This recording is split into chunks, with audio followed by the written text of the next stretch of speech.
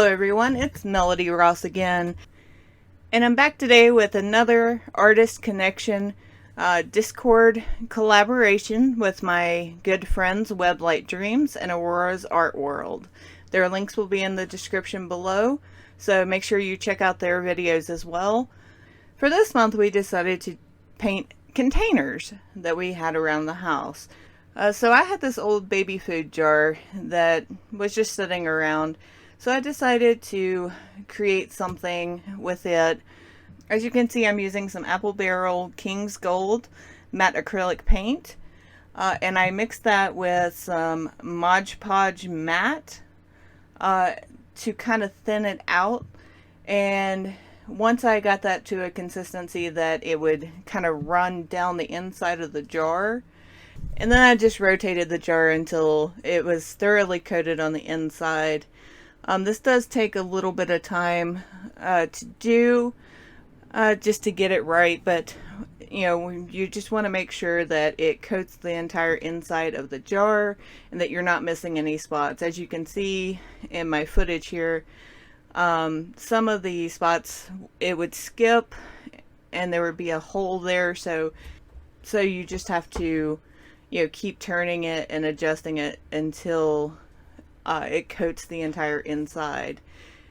If you do not have enough paint, just add a little bit more and just keep rotating your jar until you get the inside coated. Once it is coated thoroughly, then you want to leave the jar sitting upside down so that it can finish draining. As you get closer to the top, you'll notice that it is a lot slower to coat, and that's just where you're running out of paint and you don't have the excess that you had when you were working on the lower half of the jar. If you're using a larger jar, you would need a lot larger amount of paint to do so, you know, to do this project. But anyone can do this project with any glass jar you have lying around the house, a mason jar, what have you. If you hear any noise behind me, it's probably my cat getting up to no good. Now the next thing I used, and I will put a link to any of the supplies that I used in the description bar as well, in case you want to try this out yourself. But the next thing I used was some Avery matte clear address labels. Just regular address labels. They're not very expensive. As far as, you know, these are actually made for your printer, but since I was deciding to hand draw this, I kind of had to fold it under so I could actually see the actual size of the label, because you really cannot see the edges of the label very well. Now this is a very slick surface, and I did find this a little bit more difficult to use. If you had a like a paper label, it might have worked a little bit easier and would be easier to color. So if you try to do this yourself, you can use a paper label, or if you want to, you can even do this digitally and print it out from your, you know, inkjet printer or laser printer and do a similar thing. But because I did this by hand, I did run into some issues, as you'll see here in a few minutes. I'm not sure if you'll be able to see exactly what I drew on here when I use pencil, and you know, I'm still trying to get the lighting and everything adjusted with the new camera set up, so I do apologize for that. I also will work on getting a second angle, probably, hopefully for the next video. I might be able to do a dual angle so you can see this better, but you will get to at least see the end product of this very well. Now, as I said earlier, you will notice that because this paper is kind of slick, I did run into a lot of issues with finding out what medium would stick to it. At first I tried to use these Artistro paint pens, which are a pretty nice pen, and in fact I will be doing a review on these in the future, as well as the Parku. You will see me pull out a Parku pen here in a bit. So I will be doing a review on both the Parku paint acrylic paint pens and also the Artistro. So that will be coming up here hopefully in the next month or so. I did want to test these out myself beforehand so that I can make sure that I can give you a good review. I do enjoy seeing unboxing and reviews. However, I kind of am more like Lindsay from the Frugal Crafter. I tend to like to get a feel for the supply so I can really give you a good review. First impressions are not always accurate. And so with, a lot of supplies, when you first take them out of the box, they might be wonderful, but after you use them on a couple projects, all of a sudden you'll realize, more issues or flaws. And I think it's best, with a review video to kind of get, all of that, worked out ahead of time so that you can be very open with your followers.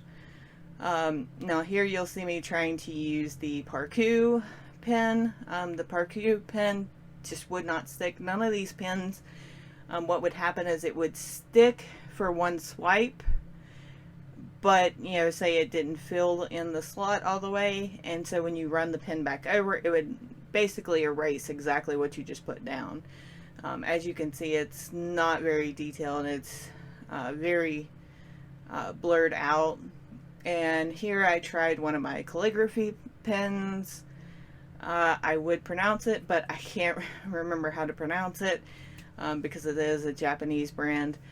And I will probably butcher it if I do, but I will have them linked in the description as well if you're interested. I do love those pens, but it just wouldn't work on this paper.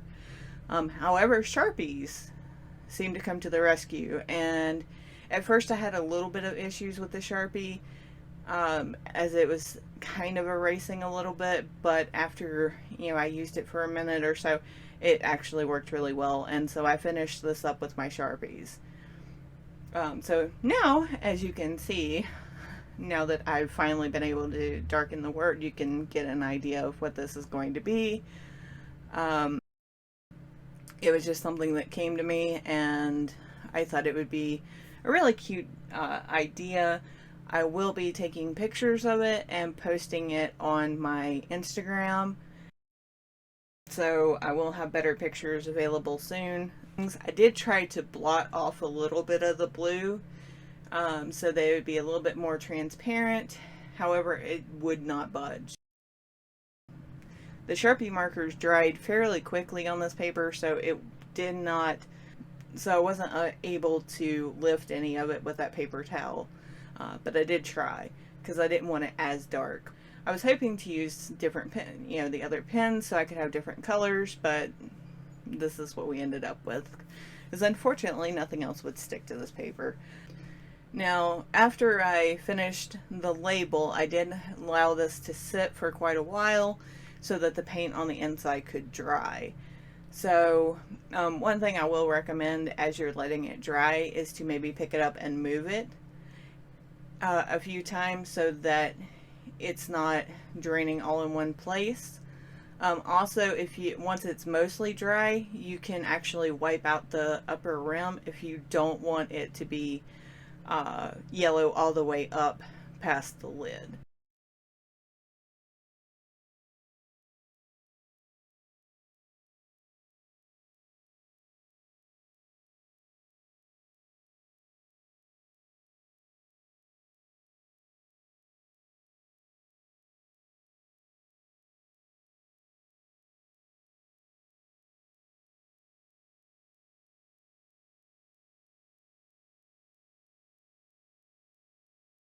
Which is what I did.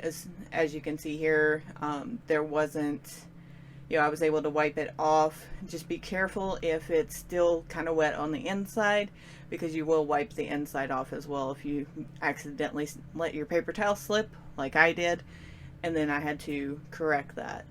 Then I took some fabric here just to cover up that licks. A Gerber lid just doesn't cut it. Now here is some double-sided tape. I love this stuff. This is the Elmer's brand, and I love it because it is refillable. The original double-sided tape was only $2 and something, and refills, you can get 2 refills for about the same price. And I love that it's refillable, so I don't have to keep tossing it out and getting a new one. And I use this a lot in bullet journaling and, you know, scrapbooking or art journaling in general. It works really well, and I just needed it. I know it's not going to stay forever with the fabric, but I just needed it to stay long enough to get a band around it, because I probably won't be storing anything in this much. I'll probably just use it as a decoration. Now, as you can see, my very sloppy cutting job, I was just trying to cut it to where it would come down over the edges just a little bit. When it was squared, it was actually covering the label on the front, so it didn't look as good.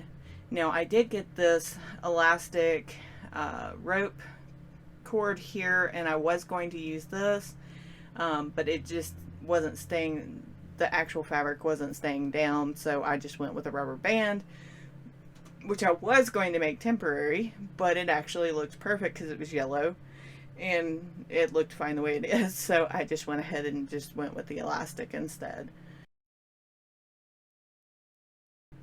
And then to finish it off, I have this little honey, I don't know what this thing's called, but I got it with some honey I bought at one point, and I thought it would be absolutely adorable, you know, attached to the side. And here we go, a cute little honey jar as a decoration you can put in your kitchen or what have you. Thank you for spending time today with me to take a look at this project. Please don't forget to check out Aurora's Art World and Weblight Dreams and see what kind of creations they made. Their links will be in the description, along with the links to any products that I used. So I hope you all have a great day, stay safe, and don't forget to like and subscribe to see more content in the future. Bye guys.